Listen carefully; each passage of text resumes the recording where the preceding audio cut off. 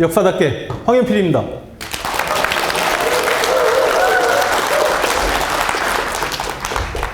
이렇게 황진 강의를 국회에서 할 수 있는 날이 과연 올 것인가라고 혼자 생각을 해본 적이 있습니다.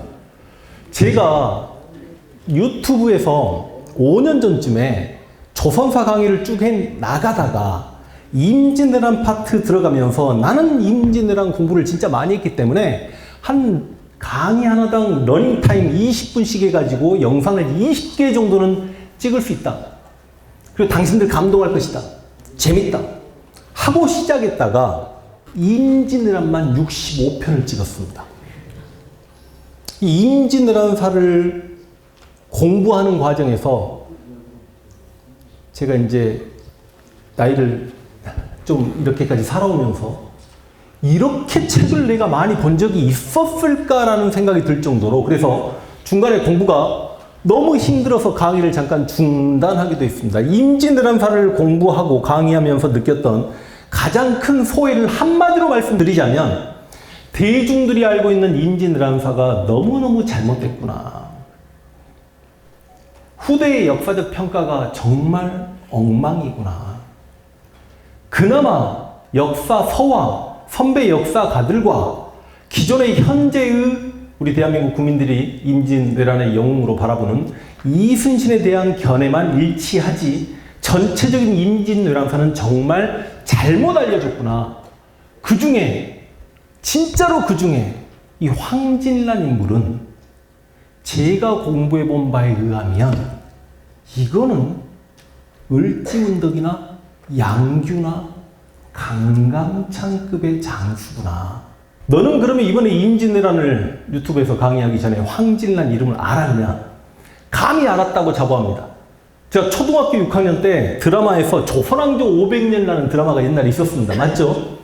근데 거기서 임진왜란 파트를 할 때 잠깐 황진 장군 이름이 쫙 나오고 굉장히 막 무쌍을 펼치셔서 나도 황신대 하면서 기억이 있었고, 그래서 조금 찾아봤던 그런 정도의 공부는 돼 있었는데, 임진왜란사를 공부하다가 와, 조금 오버해서 이야기하면 여기 지금 남원 분들이 많으십니까? 남원이십니까? 남원 장수 이렇게 그리고 인실도 있고요. 다 전북 분들이십니까? 그럼 호남 분들이시죠? 우리 의원님 충청도 분이신데 편하게. 그리고 장수왕 씨가 많으십니까? 네. 장수왕 씨 손 한 번만 들어. 열성공파입니다. 제가 20. 회장님이셨습니다. 그러면 호황공파가 우리 황진 장군님이 황희정승 방촌 선생님 큰아들의 후손이시고 제가 셋째 아들 후손이 되는데요. 제가 황진을 이야기하니까 누군가는 그래요. 너 혹시 같은 장수왕 씨야? 장수왕 씨여서 그러는 거야? 제가 가슴을 쳤습니다. 결코 그러는 게 아니고요. 그리고 제가 영상 65편 중에 그 황진 장군에 매료된 그 강의를 가장 딴에는 감동을 먹으면서 찍었고, 그래서 그 예전에 울지마 톤즈라는 굉장한 영화 그 신부님, 이태석 신부님 영화 만드셨던 그 제작사 대표님께서 제 영상을 굉장히 뜻깊게 보시고 우리가 황진 장군 영화를 만들자. 이 황진을 알려야 되지 않겠냐. 너무 동의하고 영광입니다. 시나리오를 써라. 예, 알겠습니다 하고 죽어라고 황진 장군 시나리오까지 썼습니다. 제가. 그 영화 감독님, 이번에 독립군 영화 아시죠? 그 감독님과 제가 시나리오 작업을 같이 했습니다. 근데 시나리오가 완성이 됐는데 아무래도 전투씬이 많이 들어가고 그러다 보니까 영화 제작비가 많이 들어요. 그래서 전주회 쪽에도 MOU 한번 이야기를 해본 것 같고 남원시에도 해본 걸로 알고 있는데 지원이 안 돼서 영화 제작을 못하고 있었습니다만, 최근에 AI가 이렇게까지 발전되니까 이제 황진 장군을 알릴 수 있는 기회가 많이 생겼다. 그리고 제가 지금 황진 강의를 하기 전에 미리 말씀드립니다만, 황진 장군께서 거의 무명이셨습니다만 제가 그래도 이렇게 유튜브 강의를 하고 이제 젊은 친구들이 예를 들어서 조선시대 최고의 무쌍 장군은 황진이다라고 상당히 많이 알게 됐다는 말씀과 더불어, 제가 실은 이순신의 바다를 임진왜란사를 다 하고 나서 그 책을 집필을 했습니다. 근데 많은 분들이 책을 선택을 해주시고 소위 베스트셀러가 됐습니다. 부끄럽게도. 근데 자랑하려고 지금 이런 이야기를 합니다. 근데 그 이순신의 바다를 처음 썼을 때 이순신 연구자가 전국에 굉장히 많은 분들이 계시기 때문에 이순신 연구자가 몇 분 정도 계시는지 아십니까? 전국에 5천여 분 되십니다. 그러니까 실제로 조선사를 연구하고 임진왜란사를 들여다본 역사학자조차도 이순신 가지고는요 밖에 나가서 입도 뻥긋 못합니다. 왜냐하면 이순신의 전적지를 찾아 헤매고 다니시는 이름 모를 할아버님들이 너무너무 많으세요. 왜 그러냐면 사람이 나이를 먹어가면 역사에 관심을 갖고 자기 뿌리에 대한 관심을 갖다가 나름 공부도 많이 하시고 사회생활 이렇게 높은 자리에 계시다가 은퇴를 하면 역사에 관심을 가지시고 역사를 들여다보면 이순신에게 매료가 됩니다.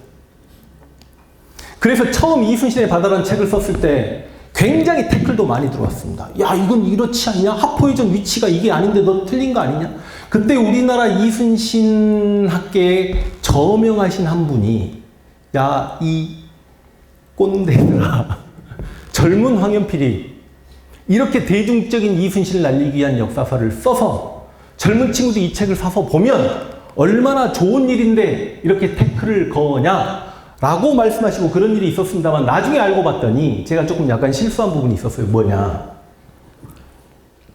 그러니까 이게 제가 지금 제 자랑하려고 하는 겁니다.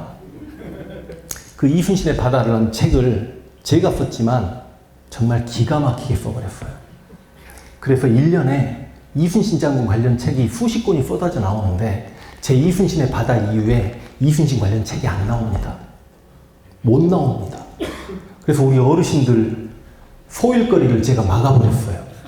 그럼 제가 이 이야기를 하는 이유가 제가 그만큼 이순신 책 관련해서도 이렇게 대한민국에서 검증을 받은 사람이지 않습니까? 맞죠?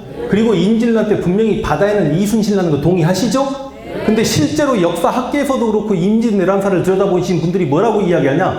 바다에는 이순신인데 육지에는 선거의, 육지에는 정문부, 육지에는 곽재우, 육지에는 권율 이야기는 별로 안 합니다.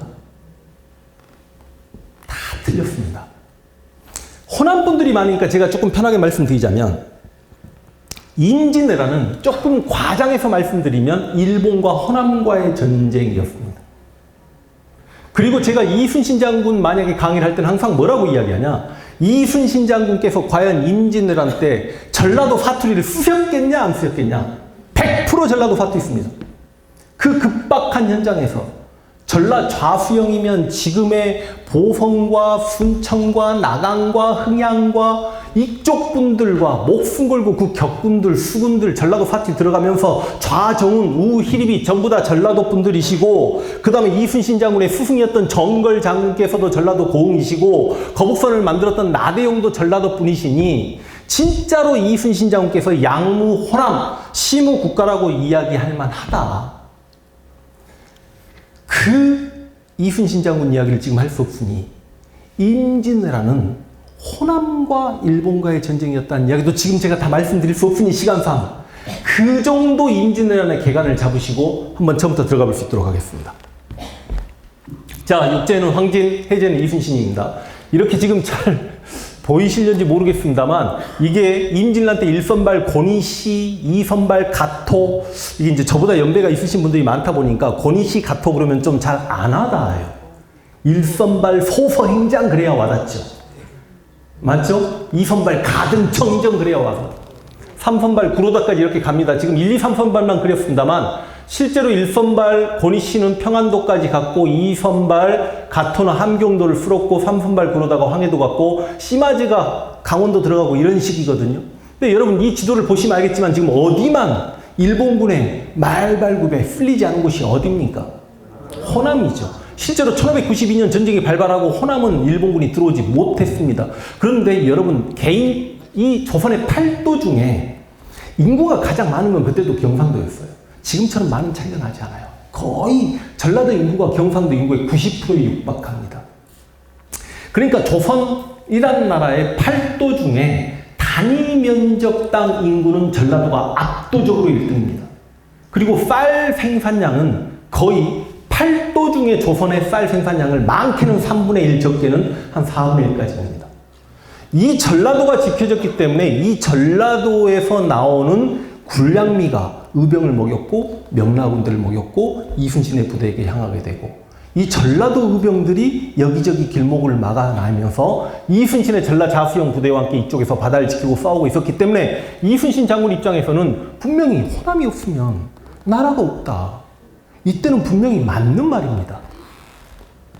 자, 이순신 장군 이야기를 다 할 수는 없어서, 실제로 이제 이순신 장군이 우리가 전라 자수형이 왕이 이쪽에 있죠. 왼쪽에서 내려다보면 자수형이고 왕의 입장에서 오른쪽에 있으면 우수형입니다.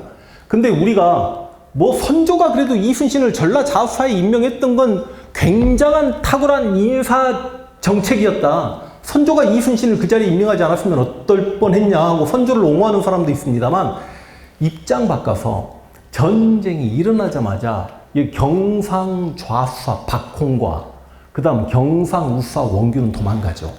박홍은 도망갔다가 나중에 처형이 되고, 원규는 이래저래 해가지고 이제 배 한 2척 끌고 와가지고, 판옥선 2척 끌고 와가지고 이순신을 따라다녀요. 제가 말이 조금 빠른가요? 아니요. 괜찮습니까? 근데 여러분 보시면 아시겠지만, 우리가 이순신 장군이 이렇게 23전 싸워서 23전승을 했던 건 그럴 만한 여러 가지 이유가 있겠지만, 이순신 장군이 원래 병력도 많았고 판옥선도 훨씬 많았고, 물론 전쟁 준비는 잘 해놓고 계셨겠지만 사실상 이순신이 수사로 계셨던 전라 자수형의 규모가 가장 작아요. 여기 보시면 관은 지금의 고을입니다. 포는 항구입니다. 이순신 장군이 얼마나 대단한 역할을 했는지 아시겠죠? 이해되십니까? 네. 자, 그런데 이순신 장군이 1차 출정 옥포, 합포, 적진포, 그 다음 2차 출정 사천, 당포, 당포, 율포, 3차 출정해가지고 한산도와 안골포, 4차 출정해가지고 부산포까지 때리는 게 1592년에 이순신 장군의 큰 승리들인데, 실제로 이렇게 이순신 장군이 싸웠던 바다가 경상도 바다예요. 그러다 보니까 이순신의 전적지가 전부 경상도 바다 쪽에 밀집돼 있습니다.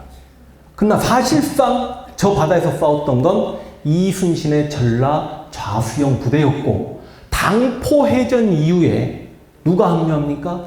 전라 우수형의 이역기 부대가 합류하면서 전라 좌수형과 전라 우수형 부대가 저렇게 승리를 거뒀던 경상도 앞바다의 승리들입니다.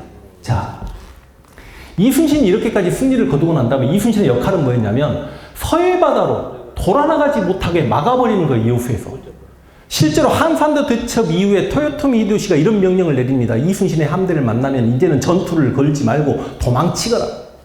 그래서 이순신 장군은 호랑이처럼 여기만 지키면, 훗날은 여기 한산도 가가지고 지키죠. 1593년 임진년 1년 이후에는. 얘네들이 이렇게 남해 바다로 돌아나가지 못하다 보니까 전라도 침공을 못하고, 이 일본 배가 만약에 이순신 장군을 뚫고 서해 바다로 올라가면 우리 주요 도시들, 한양은 한강 위에 있는 도시고, 개성은 예성강과 임진강이 흐르는 도시고, 평양은 대동강이 흐르고, 의주에는 압록강이 흐릅니다. 그러니까 만약에 일본의 함대들이 서해바다로 돌아나가면 그 강들을 통해서 주요 도시에 배급이 되고, 그런 과정에서 실제로 일본군이 조선을 점령하는 건 너무 쉬워지니 이순신 입장에서는 여기만 막자.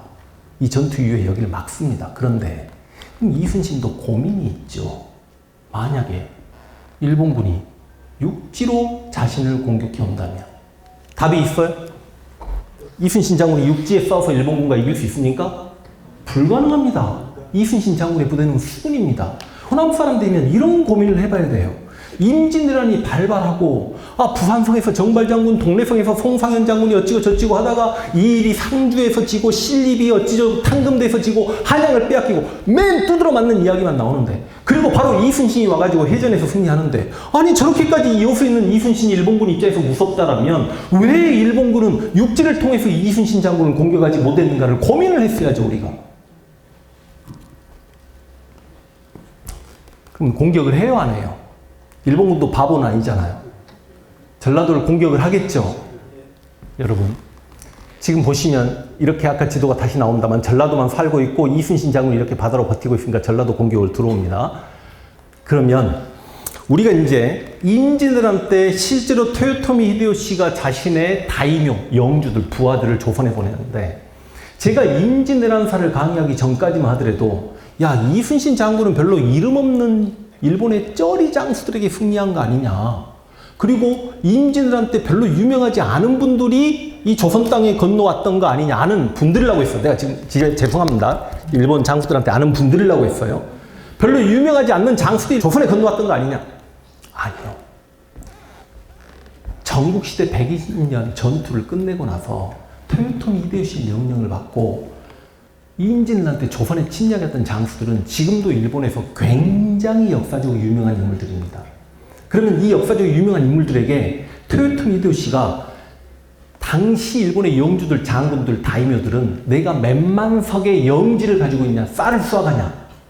그게 그 사람들의 권력을 좌지우지하기 때문에 조선의 팔도에 각각의 책임자를 임명해서 이 돈은 네가 갖거라 그렇게 이야기합니다.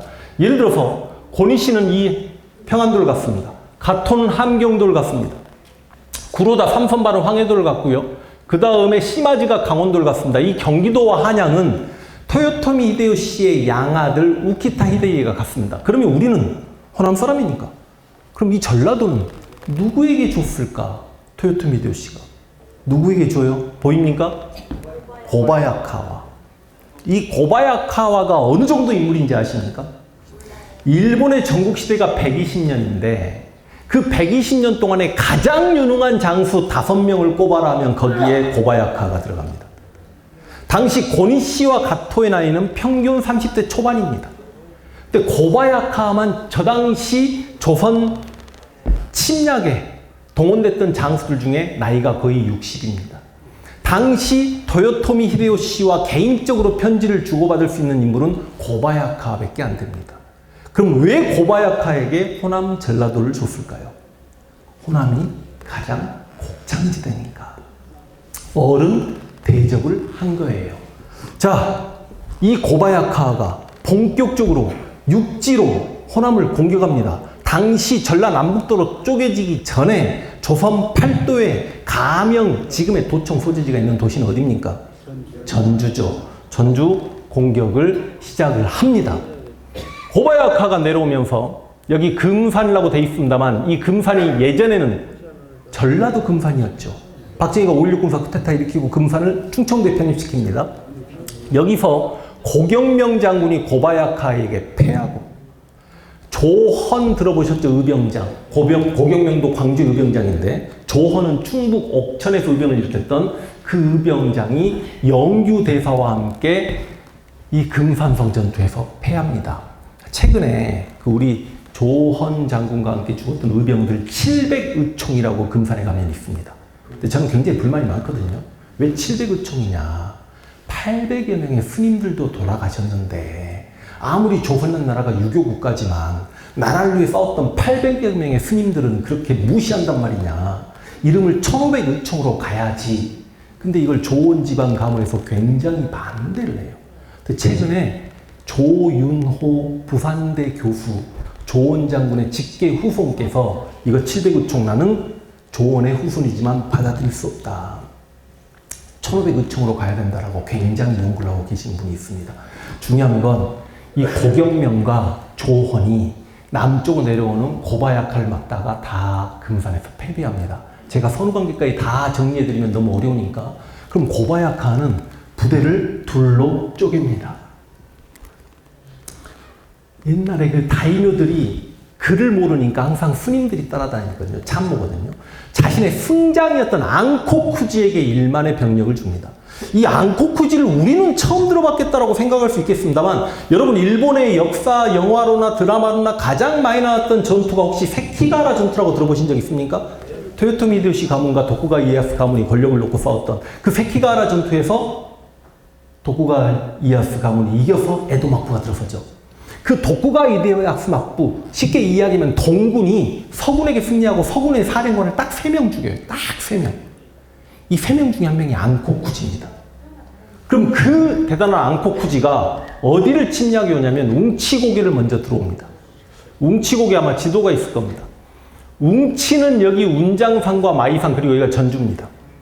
근데 앙코쿠지가 웅치고개를 들어설 때 당시 저 웅치는 누가 지키고 있었냐면 의병장 황박, 나주 목사 이봉남, 김제 군수 정담이 지키고 있었는데 일본군의 상식으로는 아니 부산성을 공격하거나 동래성을 공격하거나 탄금대 전투에서 싸울 때나 이 조선군들은 조총소리만 들으면 다 같이 도망을 치니 전투 쉽겠구나라고 생각했다가 웅치고개를 넘어왔다가 웅치에서 혼쭐이 납니다.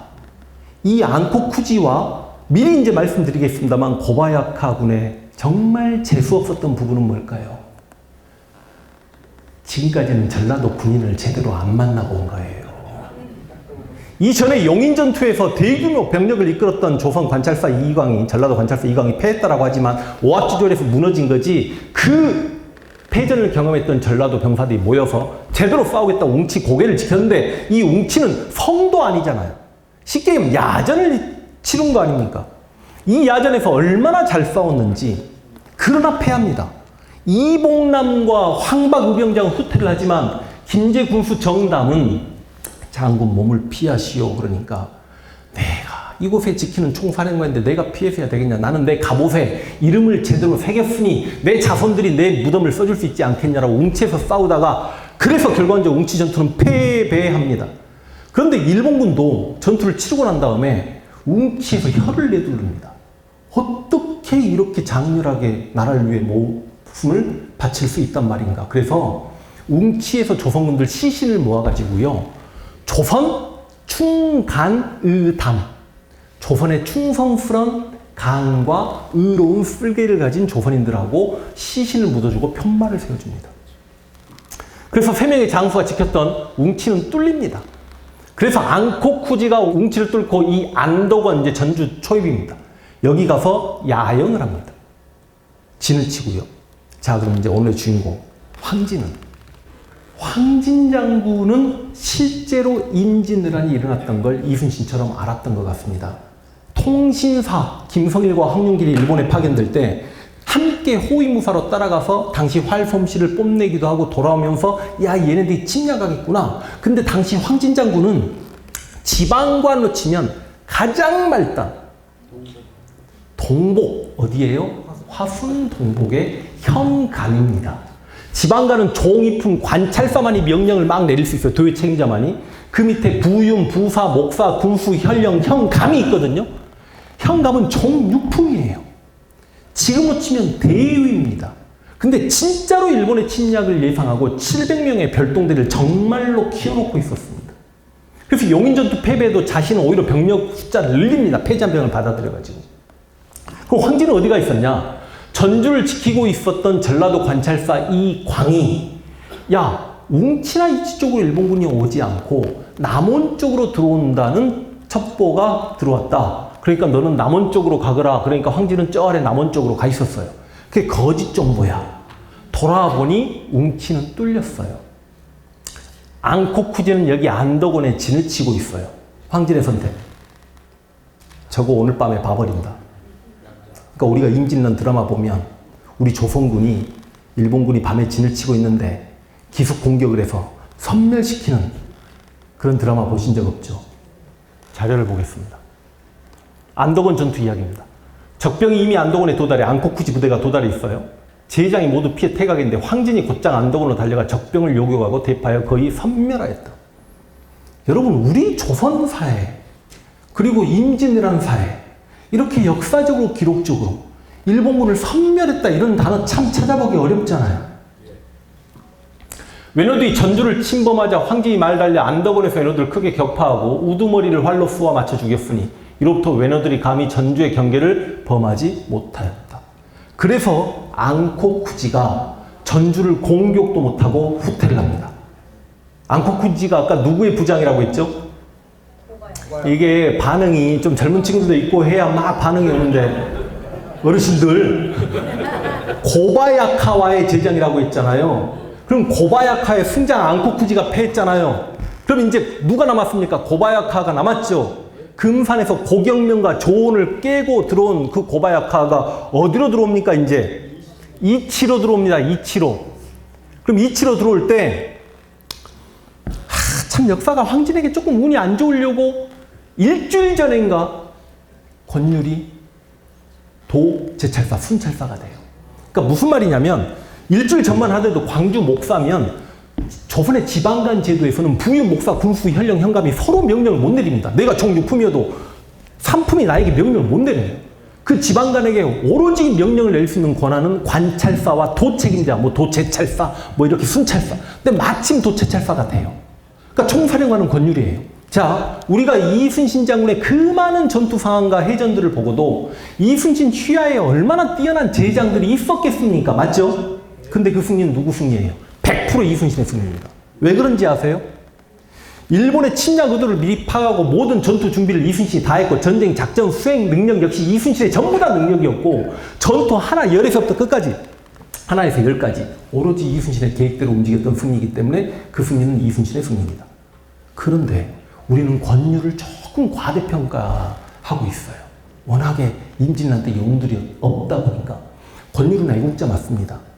굉장한 승리를 거둔 사람이기도 합니다.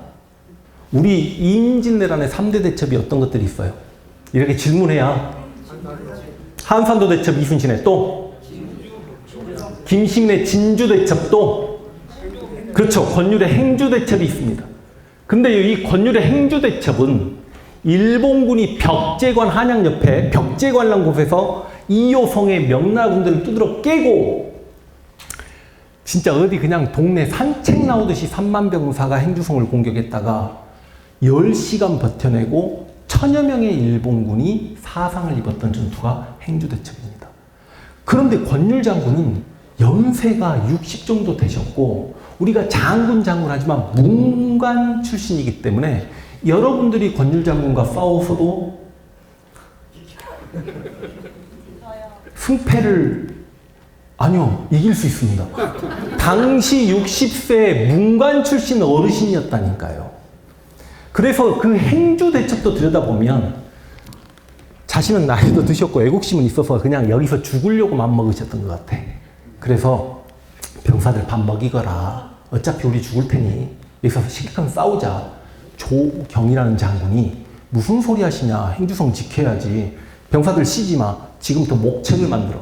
그러니까 권율이 병사들 쉬게 하라는데 왜 목책을 만드냐. 아니 저는 목책 만들겠습니다. 그러니까 권율이 칼까지 꺼내서 조경 죽이려고 해요. 죽이려면 죽이시오. 나는 목책 만들어서 행주성을 지켜야 되겠어. 그래서 행주성이 지켜진 거고 행주성이 털리기 직전에 한양으로 판옥선 수십 척이 와가지고 행주성에 화살을 전달해요. 아까 이야기한 정걸 장군이 충청도 수사가 되셨을 때 행주성 밑으로 이렇게 배를 타고 와가지고 그래서 일본군이 물러납니다. 근데 권율도 꼰대는 아니에요. 선조가 행주성의 승리를 치하하니 실은 이건 나의 공이 아니라 조경의 공이다라고 기록을 남깁니다. 그래서 권율은 실제로 칼을 빼들고 싸우는 장수가 아니에요. 전쟁 지 능력이 없는 장수예요. 그래서 이치는 권율의 승리라고 보기도 하지만 실제로 작전을 세우고 병사들 주요 적재적소에 배치하고 실제로 선봉이 돼서 모든 전투를 지휘했던 게 황진입니다. 그 권율과 황진이 이치에서 적을 맞이하는데 어떻게 싸우나 한번 보십시오.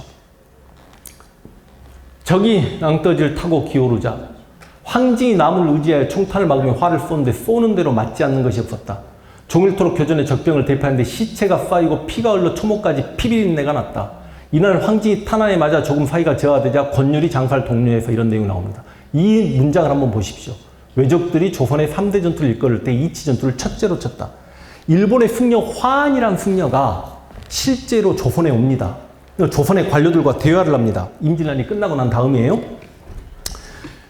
조선은 가장 큰 승리 3개를 어떤 걸로 보시오라고 화안이 물어보니 당시 진주성과 한산도 대첩 이런 얘기가 나왔던 것 같습니다. 일본 승려 화안이 참 이상한 일이요. 우리 일본군 입장에서는 7년 동안 모든 전투를 다 통틀어도 가장 뼈아픈 패배가 이치전투였는데 왜 우리는 드라마나 영화에서 이치전투를 다루지도 않고 쉽게 이해하면 이순신의 후방을 공략하기 위한 일본의 대규모 병력을 호남인들이 고갯길에서 수성전을 전개해서 이긴 것도 아니고 고갯길에서 막아낸 거잖아요. 그래서 일본군이 일본 측에서 이런 기록이 있다는 말씀에서 계속 보겠습니다. 이치전투 황진입니다. 화살을 앞뒤로 계속해서 끊임없이 날렸건만 화살을 나르는 사람이 3, 4인이 되었건만 오히려 제때 운반하지 못할 정도였으니 당시 화살에 맞은 죽은 외적이 몇백 명인지 몰랐다. 엄지손가락이 다쳐 부러지기까지 하는데도 통증을 전혀 느끼지 못한 채 잠시도 쉬지 않고 활을 쏘았는데 화살 한 발로 몇 명의 외적을 꿰뚫을 수가 있어서 화살에 맞기만 하면 외적들 모두가 즉사하였다. 우리 조선사에 이런 장수 보신 적 있냐고요? 조금 놀라는 표정이라도. 저는 임진란사 공부할 때 이런 자료들 보고 그냥 막 닭살 돋고 우와 그랬는데 황진이 나무의 의지에 총탄을 막으며 화를 쏘았는데 백발백중이었다. 이게 열려실 기술 아닙니까? 얼마나 중요한 역사입니까? 적의 진격이 멈추고 황진을 목표로 집중사격을 가해 황진이 부상을 당해요. 근데 황진의 부하들이 이제 열심히 잘 싸워요. 황진이 들끓 실려 동복으로 돌아나가는 길에, 화순 동복으로 돌아나가는 길에 전주의 백성들이 공이 아니었으면 우리는 이미 살아남지 못했을 것입니다. 쉽게 이야기하면 이 황진의 이치전투의 승리는 호남을 지킴과 동시에 이순신의 배후를 황진이 지킨 겁니다. 그래서 일본군들 입장에서 자신들의 가장 큰 패배가 이치전투라고 이야기하고, 저는 제가 이제 임진란사를 공부하고 있고 지금 왜냐면 계획이 바뀔 수가 있잖아요. 근데 출발을 했거든요. 지금 제가 임난 그래가지고 역사서 3권짜리 지금 또 쓰고 있거든요. 근데 그걸 공부해본 바에 의하면 저에게 임진왜란을 통틀어서 승리와 패배까지 다 합쳐서 일본군에게 가장 타격을 줬던 전투 3개를 골라라라고 이야기하면 일단 저는 2번을 이치전투로 줍니다.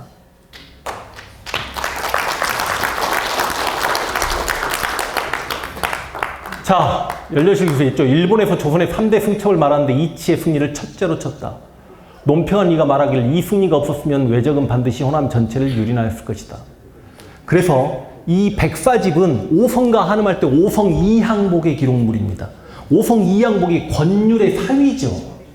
권율의 사위가 기록을 해놨는데 자기 장인 권율이 이런 이야기를 했다는 거야. 세상에서 내가 행죄산일을 공으로 삼는데 나는 전라도 웅치의 전공이 가장 컸고, 그래서 역사가들은 어떻게 해석하냐? 당시 오성 이항복이 웅치와 이치를 헷갈렸다. 왜냐하면 권율은 웅치에 있어 본 적이 없잖아요. 이치에서 황진과 함께 싸웠잖아. 이해되십니까? 그래서 원래는 이제 이치라고 해야 되죠. 전라도 이치에서 전공이 가장 컸고, 그러니까 권율 스스로도 나를 행주대첩의 영웅이라고 하지만 실제로 7년 전쟁 전체를 돌아보면 내가 싸웠던 전투 중에 가장 큰 승리는 이치 승리였다.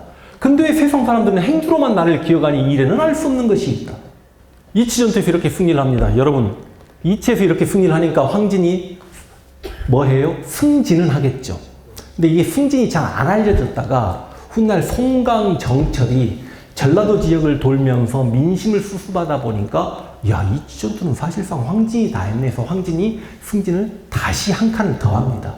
그러다가 황진이 이제 어디까지 올라가냐? 승진했으니까 화순을 떠나가지고 수원까지 올라가 있습니다. 한양을 탈환하기 위해. 수원을 올라가서 적진을 정찰하다가 일본군에게 포위가 돼요. 그러니까 나머지 장수들을 살리려고 황진 혼자 적진으로 뛰어듭니다. 그러다 보니까 나머지는 살아오는데 황진 장군이 안 나타나시니 다음날까지 당시 성에 있는 군인들이 울어요. 황진 장군이 돌아가셨구나. 근데 하루 뒤에 황진이 말을 타고 피고드름이라고 하거든요. 황진 장군의 수염이 관음장처럼 길었는데 얼마나 썼으면 이 수염이 피가 맺혀가지고 탈출해갖고 오시는 그 이야기가 실제로 우리 역사에 있습니다. 황진이 포위되었을 때 외적도 황진이 명장이라는 사실을 알고 생포할 만한 욕심으로 총을 쏘지 못하게 하며 에워싸고 지키기만 했다. 한참 시간이 지난 뒤에 황진이 갑자기 말에서 내리자 장사대 그 이유를 모르고 겁이 질려 떨었는데 이런 되게 돌격해서 포위망을 뚫기에 잠시 말을 쉬게 하려고 한 것이다. 그러더니 이윽고 말이 올랐다 채찍을 휘둘며 일량 날쌔게 빠져나오며 장검으로 좌우 외적을 치고 배자 품어 나오는 선열이 수염을 적시어 고드름처럼 엉겨 붙었으므로 이 모습을 보는 일본군이 겁에 질려 벌벌 떨었다. 조선 500년 장수 중에 제가 볼 때 무력은 1위이신 것 같습니다. 이 전투의 공을 인정받아 이렇게 풍계가 정상품 조방장까지 올라요. 그랬다가 바로 황진이 충청도 병마사 종이품까지 승진합니다. 여러분, 이순신 장군이 정삼품으로 출발하셔서 임진왜도 정삼품인가 그러시다가 나중에 1593년에 삼도수군 통제사가 되면서 종이품이 되시거든요. 1592년에 전투 경험이 있는 장수들의 승진 기록 중에 황진보다 대단한 사람이 없습니다. 아까 말씀드렸죠. 다 1592년 상황입니다. 1592년 전쟁이 발발했던 4월달 무렵만 하더라도 종유품이었습니다. 이치 전투가 있었던 7월까지도 종유품이었습니다. 근데 세상에 6개월도 안 돼서 종이품이 돼버립니다. 종이품이면 충청도 병마사면 지금으로 치면 군단장입니다. 한 방에 별 3개까지 가버립니다. 그래서 임진년에 있었던 조선의 모든 장수들 중에 승진 속도가 가장 빨랐던 인물이 바로 황진입니다. 근데요, 이 충청도 병마사 황진은 충청도만 안 지켜요. 내가 뭔가를 해야 되겠다. 근데 내가 참 이렇게 역사를 공부하다가 정근대사를 들여다보는 과정에서 한 사람의 능력으로 전쟁의 승패가 결정지어 줄 수 있냐, 한 사람이 10,000명의 병사보다 더 중요할 수 있냐라는 부분에 대해서 황진과 이순신을 보면 정말 그게 가능한 일이구나. 이 죽주산성이라고 실제로 지금 안성에 가면 어마어마한 성이 있습니다. 안성에는 송문주 장군이라고, 이 송문주 장군이 죽주산성에서 몽골 침략 때 막아냈다고 안성에도 송문주 장군 동상만 허울나게 멋있게 서 있습니다. 근데 이 죽주산성을 지키는 게, 제가 지금 우리 학생들 있었으면 재밌을 텐데, 게임에 나와 있는 후쿠시마 마사노리라고 일본의 토요토미 히데요시 부하들 중에 창을 가장 잘 쓰는 친구를 칠본창이라고 하는데, 칠본창 중에 한 명이 이 죽주성을 지키고 있는데, 당시 황진의 병력은 한 1,000명 정도 되고 후쿠시마 마사노리 병력은 3,000에서 4,000 정도가 되는데, 이 성을 유인작전을 전개해서 성을 빼앗아 버립니다. 근데 중요한 건 이 죽주산성을 빼앗았을 당시에 휴전 직전이에요.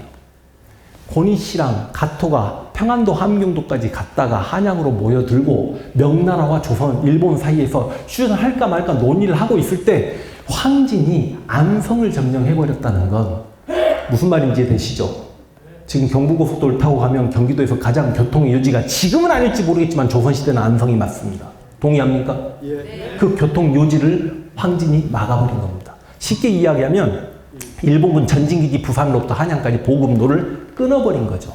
그래서 황진의 이 안성의 죽주산성 전투가 제가 볼 때는 일본군 입장에서 휴전을 결정하는데 상당히 역할을 하게 됩니다. 자, 그리고 휴전을 하고 조선군이 일본군을 쫓지 못하게끔 명나라 군대가 지켜주면서 일본군은 부산까지 안전하게 후퇴를 합니다.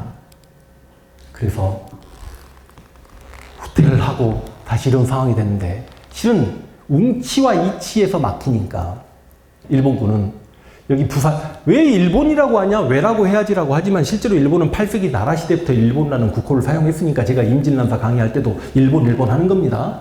그 일본군이 부산의 후방에 3만 명의 병력이 쉽게 생각하고 진주성을 공격했다가 김시민 장군이 5일을 버텨요. 저는 이 진주성의 승리는 굉장히 큰 승리라고 생각을 합니다. 그리고 김시민 장군은 전투가 끝나자마자 조총이 맞고 돌아가시죠. 자, 그런데 이제 10만 병력이 부산까지 전부 다 후퇴해 왔어요. 한양에는 이제 다시 조선이 한양을 점령합니다. 근데 토요토미 히데요시가 이상한 명령을 내립니다. 휴전이 됐는데 이 진주성을 다시 공격해라. 진주성의 김시민에게 1차 진주성 전투에서 패하고 나서 진주성의 목사, 김시민 이름 몰라요, 일본군이.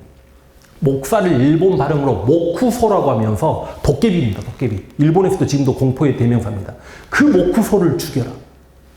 그러면 여기 있는 10만 병사들 입장에서는, 특히 고니 씨가 휴전을 앞장서서 행했기 때문에, 아니 지금 다시 전쟁을 하면 휴전을 어기는 건데 명나라가 시발하면 어떻게 하지? 전투를 안 하는 게 맞는 것 같습니다라고 하는데, 토요토미 히데요시가 진주성의 패배만큼 용납할 수가 없다, 복수를 해야 된다라고 하면서 조선에 출정했던 모든 장수의 가족들을 인질로 잡습니다. 그리고 저 진주성을 점령하지 못하면 너희에게 부여했던 영지들을 전부 다 회수하겠어라고 이야기합니다. 그래서 여기 내려왔던 10만 병사가 이 진주성을 다시 공격하려고 합니다. 그럼 이 진주성은 조선군 입장에서는 지켜야 됩니까? 안 지켜야 됩니까? 경상도에 있는 병력을 이끌고 있는 의병장이나 장수대 입장에서는 진주성을 지켜야 됩니까? 안 지켜야 됩니까? 지켜야 되죠. 근데요, 이 진주성을 누가 지켜요? 아니, 그냥 닦아놓고 이야기합시다. 제가 지금, 저도 황진 장군만 강의해보는 건 처음이라, 외부에서. 진주성을 누가 지켜요? 호남의 의병장들이 와서 지키죠. 호남의 의병장 김천일, 그 다음 고경명의 아들 고종후, 그 다음 원래 의병장이었으나 경상 우도 병마사가 돼 있었던 최경회. 그런데 이분들은 고종후는 고경명 아들이니까 젊었겠지만 김천이나 최경회나 나이가 다 60이 넘어가신 문신 출신들입니다. 근데 이분들이 저 진주성을 지킨다라고 하니 황진이 충청도 병마사니까 진주성 안 지켜도 되잖아요. 휴전을 했기 때문에 진주성을 지킨다고 내려옵니다. 그럼 원래 여기는 진주성을 지키라는 명령을 누구에게 먼저 하냐? 선조 입장에서는 당시 육군참모총장이 누구예요? 조선의 도원수, 권율입니다. 권율에게 네가 1만 병력 가지고 있으니까 진주성을 지켜라. 진주성이 뚫리면 호남의 옆구리가 뚫리는 거 아니냐? 권율이 진주성 들어가면 죽는디요? 항명합니다. 진짜 이 부분 때문에 선조가 권율을 죽일까도 고민합니다. 그럼에도 불구하고 권율이 겁을 먹고 안 들어갑니다. 명나라 군대 눈치를 봅니다. 명나라도 진주성 들어가면 10만 일본군 병력과 싸워야 하기 때문에 무서워서 못 들어갑니다. 곽재우에게 이야기합니다. 곽재우는 여기 의령에서 거병했기 때문에 경상도에서 전투가 있으면 가야 되는 거잖아요. 그러니까 곽재우에게 명령을 내렸더니 곽재우가 뭐라고 합니까? 야, 나는 지금까지 경험이 많은 병사들과 밖에서 게릴라전 전개했는데 이 병사들 데리고 성에 들어가서 다 죽으란 말이냐, 개죽음 당하란 말이냐, 싫다고 명령을 걷어차버립니다. 그래서 이 권율과 곽재우나 전략 전술적 차원에서 진주성에 안 들어갈 수도 있죠. 그러나 이거 제가 국회에서 권율과 곽재우 분명히 임진왜란 때 영웅이라면 영웅일 수 있고 존경받을 수도 있고 애국심도 있고 나라를 위해 싸운 사람이긴 맞지만 다른 공간도 아니고 국회에서 권율과 곽재우한테 욕 좀 해도 됩니까? 저는 용기가 없어서 못하겠네요. 왜 욕을 쳐 얻어 못하 할 말이 없냐면 전략 전술적 차원에서 진주성을 안 들어간 것까지는 용납할 수 있지만 당시 진주성에는 조선인 백성 6만 명이 있어요. 왜냐하면 1차 진주성 전투에서 진주성이 지켜졌기 때문에 저기 진주와 의령과 산청과 하남과 뭐 이쪽 사람들이 전부 다 진주성으로 들어가서 진주성으로 들어가면 우리가 살 수 있다. 그 백성을 지키러 가야 하는 건 당연한 거 아닙니까? 경상도 백성들이죠. 권율하고 곽재우는 이 경상도 백성을 버린 사람들이에요. 근데 누가 지키러 온다고요? 황진 장군이 김천일과 어르신과 약속했기 때문에 내가 한번 진주성을 지켜보겠다고 내려옵니다. 내려왔더니 누군가가 황진을 찾아서 술 한잔 먹자고 하면서 너같이 뛰어난 사람이 진주성에 들어가서 꼭 죽을 필요가 없잖아. 이거 조선에 너무 큰 선시이잖아. 들어가지 말고 나랑 밖에서 싸우자. 그러니 아니야. 나는 김천일 어르신께 내가 진주성을 지켜보겠다고 약속을 했어. 난 들어갈 거야. 그래 너는 들어가거라. 나는 밖에서 마음으로 응원하마. 누구하고 누구 이야기예요? 홍희 장군, 곽재훈지는 다 알 거 아닙니까? 이 인물이 곽재우입니다. 황진은 진주성에 들어가고 곽재우는 후방으로 빠집니다. 중요한 건 이 후방으로 빠져 있었던 권율이나 곽재우가 저 일본군 10만 병력을 교란 선동이라도 했으면 제가 화라도 안 나요. 이들은 쫄아가지고 10만 병력 근처도 못 옵니다.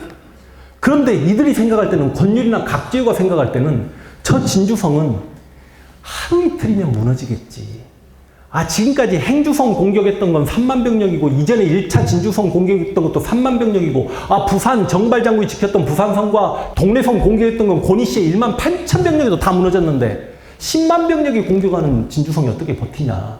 하루 이틀이면 무너지겠지. 근데 3일, 4일, 5일 황진 장군이 무쌍을 찍으면서 다 버텨요. 그 버티고 있을 때 저는 권율과 곽재우의 속마음이 얼마나 쪽팔렸을까를 한번 생각을 해봅니다.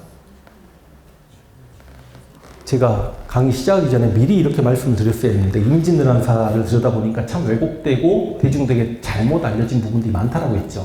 그 중에 임진왜란 때 우리가 대중적으로 많이 알고 있는 인물들도 왜 이런 인물은 알려지고 이런 인물은 안 알려졌을까? 크게 이야기하면 임진왜란이 7년 전쟁이기 때문에 그때까지 살아있었냐 죽어있었냐가 굉장히 중요합니다. 권율하고 곽재우는 전쟁 끝나고도 다 살아있었던 사람이에요. 그리고 오늘 우리 장수왕 씨 정치만 쓴다만 그 역사적 인물의 집안의 능력이 어느 정도 됐냐도 상당히 중요합니다. 이제 우리 장수왕 씨가 역할을 발휘해야만 합니다. 그리고 또 하나, 남원 분들이시죠? 그 역사적 인물의 고향이 어디냐가 제일 중요합니다. 그 부분은 마지막에 이야기할 수 있도록 하겠습니다. 황진이 지키려고 들어오니 진주성의 백성들이 황진 장군이 오셨으니 우리는 이제 살았구나. 실제로 실록이 있습니다. 고향 이야기했죠. 이게 여기 있었네. 곽재우는 고향이 의령이네요. 황진 장군께서는 안타깝다고 하면 지금 남원분들이 화내셔야 되잖아요. 안타깝지만 고향이 남원이시네요. 지금 이 차이를 이해하십니까? 우리 남원이 의령보다 지금 인구가 많지 않나 지금 그 생각하고 있습니까? 의령은 삼성 창업주 이병철의 고향이잖아요. 역사적 인물이 후대에 이름이 길이길이 남겨지려면 돈도 필요하단 말입니다. 무슨 말인지 이해가 되십니까? 자, 남원 화이팅! 의원님들 화이팅! 자, 그럼 권율 도망가는 이야기입니다. 아까 선조실록. 권율의 생각은 다만 여의지를 지켜 호남을 보존할 뿐 군사를 보내 진주를 구원할 의사가 없는 듯합니다. 선조가 노발대발합니다. 저놈 잡아와. 목을 베버리겠어 막 합니다. 진짜로요. 그 다음 여기 전라병사 선거위와 홍계남 등이 군사를 거느리고 미쳐버리겠습니다. 이게 일반인들은 선거위를 잘 모를 수 있지만 이순신의 절친이고 선거위도 고향이 전라도 보성이니까 전라도 분이긴 하지만 해석하기에 따라서 육지에는 선거위 이렇게 이야기하는 사람도 있어요. 선거위 도망갑니다. 진주성 들어왔다가. 홍계남은 홍길동의 모델이잖아요. 전쟁 중에 죽기는 하지만 동해번쩍 서해번쩍 했던 인물 아닙니까? 그래서 전쟁 끝나고 광해군 때 허균이 소설 홍길동을 쓸 때 그 롤 모델이 홍계남이었다는 말이에요. 그 정도 임진왜란 명장입니다. 도망갑니다. 지금 다른 지역 참 말씀드려서 조심스럽습니다만 상주에서 정기룡 장군이 60전 60승 해가지고 상주시에서 굉장히 이렇게 부각시키는데 정기룡은 사천회성에서 심화지에게 개 털렸던 조심스러워요. 다른 지역에서 추앙하는 장수이기 때문에. 근데 그 정기룡도 들어왔다가 응원군을 모집하겠다고 도망갑니다. 그 진주성을 도망갔던 동상이 이렇게 있어요. 질문하겠습니다. 황진 장군 동상 있습니까? 없습니까?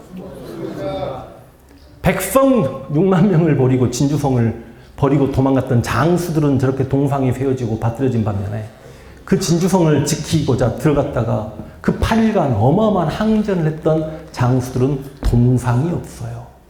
이건 역시 우리 호남의 역량 부족이기도 하고 남원의 역량 부족. 남원 화이팅! 재밌는 게 뭔지 아세요? 아까 선거위는 또 동상이 없어요. 고향이 또 호남이거든요. 진주성입니다. 그럼 진주성에서 2차 진주 대첩이 어느 정도 대단한 전투였냐? 임진왜란사 7년을 통틀어서 2차 진주성 전투와 비교할 만한 사이즈의 전투가 있었냐? 결코 없습니다. 비교할 수 있는 규모의 전투가 없습니다. 그러니까 임진왜란 7년 전투를 통틀어서 가장 규모가 컸던 전투가 바로 2차 진주성 전투입니다. 당시 조선군은 황진이 끌고 내려온 700별동대까지 해서 기껏해봐야 3,000에서 6,000병력 정도입니다. 일본군은 아까 몇 만이라고요? 후방에 있었던 10만이 진주성을 향해 다 쳐들어옵니다. 그런데 이 10만을 끌고 왔던 일본군의 면면을 한번 보실까요? 일본인들은 다 아는 이름들입니다. 그거 보겠습니다. 일대 보십시오. 가토 기요마사 알아요? 몰라요? 몰라요. 임진왜란 2선발인데 함경도까지 갔던 호랑이 가토. 조선의 호랑이 씨를 말려버렸던 임진왜란 때. 그러다 보니까 일본에서는 이런 그림이 그렸죠. 호랑이 가토. 그 규슈에 가면 구마모토 성. 이 성주입니다. 어마어마한 인물입니다. 일본에서. 그 다음 여기 구로다 나가마사 3선발. 당시 토요토미 히데요시의 책사 구로다 간베이의 친아들이죠. 너무 어렵나? 그 다음 시마즈 알아요? 몰라요? 또 몰라요? 해보세요. 몰라요? 그러면 안 되죠. 여러분 시마즈! 영화 노량에서 이순신과 싸웠던 그 어마어마한 실제로 일본의 모든 가문 중에 가장 용맹한 가문. 토요토미 히데요시 편을 들어서 서군 편을 들었다가 도쿠가 이에야스군에게 포위당해가지고 2000병력이 죽은 시마즈를 살리겠다고 하는 그 시마즈의 돌격을 해가지고 시마즈가 지금 어디냐면 규슈의 사스마번이에요. 모리 집안. 그러니까 토요토미 히데요시 가문 중에 가장 힘이 셌던 모리 조슈번. 시마즈 사스마번. 이 조슈번과 사스마번이 도쿠가 이에야스 에도 막부 250년 이후에 손을 잡고 쿠데타가 메이지 유신이에요. 그래서 저 조슈본은 야마구치역에서 가장 구구의 성지. 조슈본에서 이토 히로부미부터 시작해서 거기서 얼마 전에 죽었던 아베가 그 조슈본에서 국회의원만 수십 번 아니죠. 그렇게 여러 번 했던. 그래서 조슈본은 일본의 육군을 차지하고 있고, 근데 육군은 힘이 없죠. 지금 일본의 해군은 전부 시마즈 동네에서 나옵니다. 해군의 장성들은. 일본의 해군을 장악하고 있는. 근데 이 시마즈가 여기 있어요. 그러니까 일본에서 다 유명한, 어디 보겠습니다. 고니시는 알죠? 일선발이니까 고니시 유키나가 소서 행장 됩니까? 네. 그러면 다테 마사무네는 또 여러분 모르죠? 여러분 전국시대의 마지막 무렵에 일본에는 3명의 영웅이 나온다. 오다 노부나가. 두견세가 울지 않을 때 어떻게 할 것이냐. 오다 노부나가는 두견세야 울어라. 안 울어? 하고 목을 베버린다. 토요토미 히데요시는 두견세야 울어라. 울 때까지 계속해서 울게끔 만든다. 도쿠가 이에야스는 두견세가 울 때까지 기다린다. 그 3명의 영웅이 있는데 일본 내에서는 이 다테 마사무네가 20년만 30년만 빨리 태어났어도 오다 노부나가, 토요토미 히데요시, 도쿠가 이에야스는 다 다테 마사무네 밑에 있었을 것이다. 그 정도로 대단한 인물이죠. 그래서 액군운이에요. 도관용이에요. 영화 주인공입니다. 영화 주인공이에요. 우키타 히데이에 임진왜란때 토요토미 히데요시의 양자로 참전해서 총사령관입니다. 여기 일본군의 총사령관. 자, 이 사람 알아요, 몰라요? 아, 미치겠네. 여러분, 세키가라 전투의 총사령관 서군에 이수다 미츠나리. 만약에 서군이 승리했으면 얘가 일본을 먹는 거죠. 그럼 드라마나 영화 해요, 안 해요? 이 주인공 있어요, 없어요? 그리고 누굽니까? 모리. 아까 이야기했죠. 야마구치현.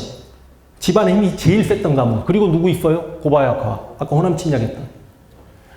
일본의 전쟁사를 통틀어 봐도 이렇게 일본사에 어마어마한 이름을 남긴 우리 같으면 이순신과 권율과 황진과 을지문덕과 강감찬과 양규장군이 한성을 공격한 거예요. 근데 그러면 당시 진주성을 지키는 죄송하지만 노인네들 최경혜, 김천일. 그래서 황진이 오면 우리 진주성의 백성들이 살았구나라고 진주성의 백성들이 만세를 불렀고 이 어마어마한 일본 장수들이 이끌고 온 10만 병력과 황진과의 대결이 시작이 됩니다.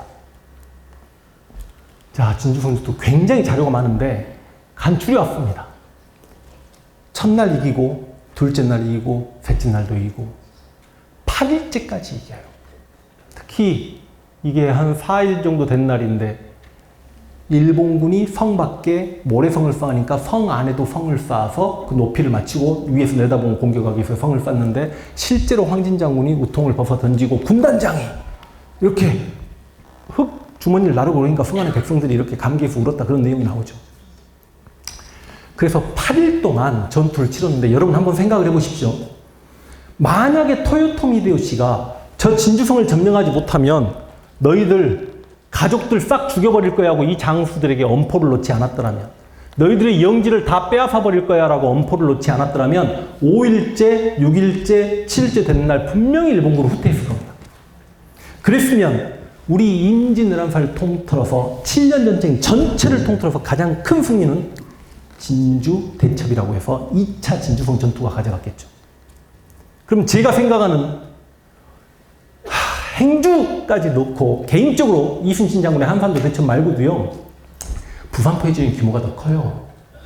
그리고 사실상 저리도 해전 이런 규모가 훨씬 더 큽니다. 그럼에도 한산도 대첩으로 인해서 우리가 제해권을 완전히 가져왔기 때문에 상징적으로 한산도 대첩이라고 이야기하는 거예요. 그래도 한산도 대첩까지 포함해서 제가 생각하는 패전했던 걸 그냥 패전했지만 제가 생각하는 우리에게 가장 이득이 됐던 임진왜란 첫 번째 전투는 2차 진주성 전투, 2대 전투는 이치 전투, 3, 4, 5대가 김신의 진주대첩, 이순신의 한산도대첩, 그 다음 권율의 행주대첩. 권율의 행주대첩 끼어들게요. 실은 제가 생각할 때 임진왜란 때 가장 큰 승리를 황진이 혼자 1년 사이에 다 일굽니다. 왜냐? 이 8일 동안 일본군이 진주성을 공격한 과정 중에 일본군 사상자가 3만 명이 나옵니다. 포기를 못합니다. 자기 가족들이 인질로 잡혔기 때문에. 토요토미 히데요시가 진주성 정복에 대한 그 욕심이 너무 컸기 때문에 다이노들이 포기를 못해요. 그래서 여러분 결과적으로 진주성이 점령당했잖아요. 점령당했는데 일본군은 왜 호남을 공격해 못했는데요? 왜 공격 못해요? 피해가 너무 커서. 여러분 보통 임진은 7년 동안 계속된 전쟁이라고 생각하지만 1592년 4월에 발발해서 다음해 6월까지가 임진년의 전쟁입니다. 그게 1년 2개월 동안의 전쟁이고 사실상 휴전이 4년 같은 거 아십니까? 1597년에 7천량 해전으로 전쟁이 다시 시작되기 전까지 휴전이 무려 4년을 가는데 그 조선의 휴전 4년을 선물해주고 죽은 인물이 바로 황진입니다.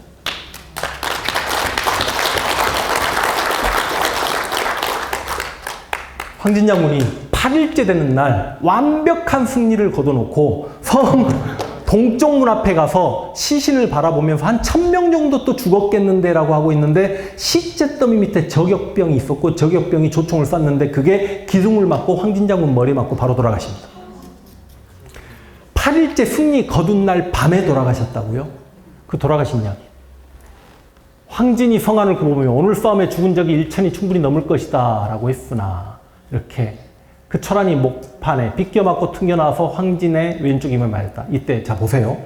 황진과 장윤란 장수가 있습니다. 역전의 제장 중에 으뜸이라 칭해졌기 때문에 온 성이 그의 의지에 중히 여겼으므로 황진 탄환을 맞고 죽자 온 성안이 흉하고 두려워졌다. 저는 이 기록을 보면서 야 조선왕조실록에 어떤 인물에게 더군다나 장수에게 이런 극찬을 해놓은 사료는 저는 황진 말고는 본 적이 없습니다. 외란이 있는 이유로 모든 장수관도 행군의 법도가 있고 사절의 설선하여 옛날 명장의 풍도가 있는, 정확하게 이해하면 옛날 중국 명장의 풍도가 있는 자로는 누구나 다 황진을 으뜸으로 꼽았는데 재주를 다 발휘했죠. 휴전까지 시키셨기 때문에. 근데 여기서 죽었기 때문에 조야에 애석하지 않은 자가 없었다. 진주성에 돌아온 사람들이 뭐라고 했는가 보세요. 황진 장군이 살아계셨으면 진주성은 점령당하지 않았을 것이다. 자, 황진 장군이 8일째 밤에 돌아가시고 9일째 진주성이 진짜 털립니다. 보통 이 남강이라고 하죠. 이 남강 가면 누구예요? 농계죠. 이 농계 사당도 있고 그래서 여기 가면 농계 바위도 있죠. 그래서 드라마나 이런 곳에 보면 이제 성을 점령했던 일본군이 실제로 6만 백성을 다 죽입니다. 그리고 나서 자기들끼리 승전 기념을 할 때 농계가 이렇게 기생으로 참석을 했다가 적장을 끌어안고 저 농계바위에서 죽었다라고 합니다. 사실상 농계도 호남 여인인가 아세요? 그렇죠. 맞아. 고향분이십니다. 최경의 두 번째 처가 되십니다. 당시 경상 우병사로 함께. 근데 최경의 자살해요. 남강에 떨어집니다. 고경명의 아들 고종후와 김천일 장군도 스스로 남강에 목숨을 바칩니다. 자, 근데 우리는 이 농계가 외장을 끌어안고 이렇게 떨어진 것만 생각하는데 이종인, 역시 호남 분이시긴 해요. 근데 이종인이 그 저와 함께 영화 제작을 하자라고 했던 분이, 이야, 진짜 주인공은 황진로 하면 좋은 배우가 나섰으면 좋겠는데, 진짜 카메오로 이종인이 마지막에 나오는데, 진짜 실제로 의형제예요. 의형제인데 서로 조선의 무력 1, 2위를 다툽니다. 그 이종인은 이 농계바위까지 와서 혼자 죽기 억울하니까 일본군 2명을 헤드락깁니다. 그래서 나 김해부사 이종인 이곳에서 죽노라. 이렇게 죽은 이종인은 기억하지 못하고 농계만 기억하는 것도 저는 문제라고 생각을 합니다. 그러면서 진주성이 점령을 당합니다. 고종후, 김천일, 최경혜. 다 같이 죽음을 당합니다.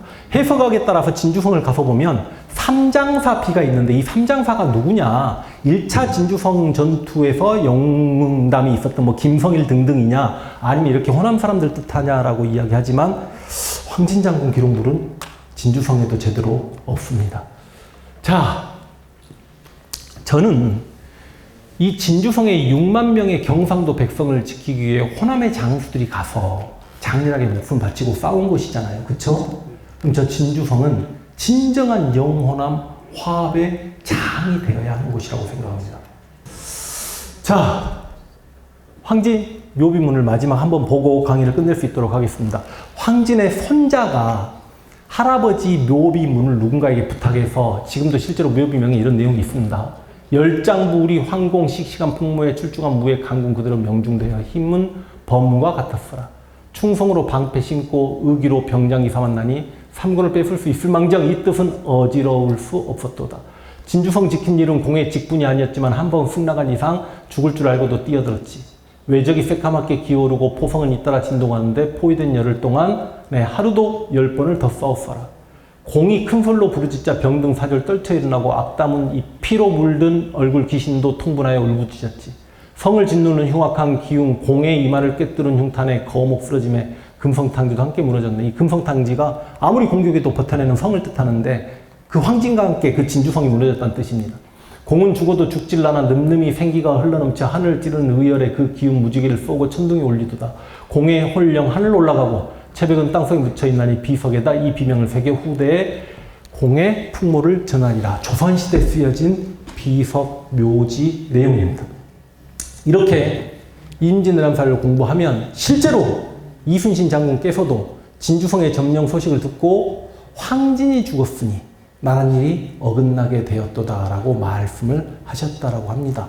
당시 조선의 장수들은 서로 됨됨이를 알았기 때문에 황진이 얼마나 큰 인물인 걸 서로 알았던 거고, 그래서 우리가 1592년만 놓고 보면 이순신 장군이 안 계셨어도 1592년에 조선은 망했지만 황진이 안 계셨으면 이순신의 한산도 대첩 이후에 승전보는 우리가 기록에 남기지도 못할 뻔했다는 말씀과 더불어 당시 이순신 장군의 배후지였던 호남과 우리 곡창지대고 조선의 발목 역할을 했던 호남을 황진이 지켜낸과 동시에 진주성 전투까지 참전하여 일본군에게 3만여 명의 사상자를 내므로 인해서 임진왜란이 4년간의 쉼표를 갖게 되고 그 이후에 정유재란으로 가기까지 4년의 시간을 벌게 만든 황진은 누가 뭐라고 해도 임진왜란 1등 공신이고, 그리고 바다에는 이순신이 맞지만 육지에는 황진이 맞다라고 생각합니다. 제가 올 6월에 아직 박수 치시죠?